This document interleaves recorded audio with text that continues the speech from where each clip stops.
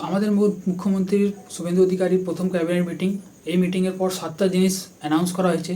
সেই 7টা জিনিসে এই ভিডিওতে কথা বলবো যে এইগুলো কী কী আছে। প্রথম জিনিস অ্যানাউন্স করা হয়েছে যে যত স্কিম প্রকল্প আগের গভর্নমেন্ট ইমপ্লিমেন্ট করেছিল সেইগুলো চলতেই থাকবে, সেইগুলো বন্ধ হবে না। এই গভর্নমেন্টের আন্ডারেও ওইগুলো সব কন্টিনিউ চলবে।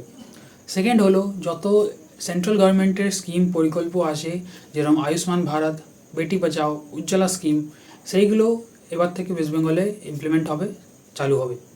থার্ড হলো, এই পলিটিক্যাল ভায়োলেন্সের জন্য যে 321 জন মারা গেছে তার ফ্যামিলির রেসপন্সিবিলিটি বিজেপি গভর্নমেন্ট নেবে। ফোর্থ জিনিস হলো যে ল্যান্ড ডিসপিউটের জন্য যে বিএসএফ ফেন্সিং করতে পারছিল না এতদিন ধরে, সেইটা বিজেপি গভর্নমেন্ট বলছে যে 45 দিনের মধ্যে সেই ল্যান্ড ডিসপিউটটা সলভ করবে, আর 45 দিনের মধ্যে বিএসএফকে ল্যান্ডটা হ্যান্ড ওভার করা হবে। ফিফথ হলো যে যত গভর্নমেন্ট জবস আছে সেখানে 5 বছর করে আপার এজ লিমিটটা বাড়ানো হয়েছে।